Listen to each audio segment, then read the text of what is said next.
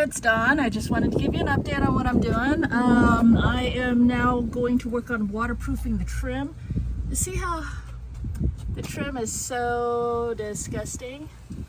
And all the seams are like cracking and flaking off. So that's not going to be very waterproof. And I already have leak issues, so it's way up there. Let's see if I can zoom in. See, like that all stuff is like nasty. So this is a side I haven't done yet. Oh, we gotta look at the bottom too. This is so gross, and honestly when I'm driving and I'm looking at this, it is so gross. But all right, so let's go to the other side of the truck. And this is the side that I'm working on now.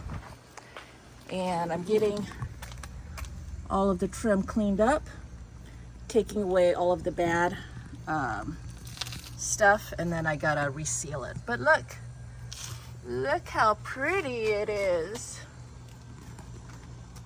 Oh, let me get around this mirror.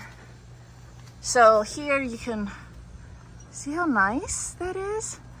But this is taking forever, and it's really hard because I'm working above my head, and I'm doing this and I'm starting to think that I'm crazy and nobody else does this. I don't think anybody else does this because it is so hard. It's not hard, it's just like, you know, arms over your head, and it's like detail work, and it's I don't know, it's a pain in the butt. So anyways, that's it. I didn't do before and after picture. Oh, I should do before and after pictures, but this is my before and after video. And then we have to do this for the entire thing. Go around all the trims of everything. Oh my goodness.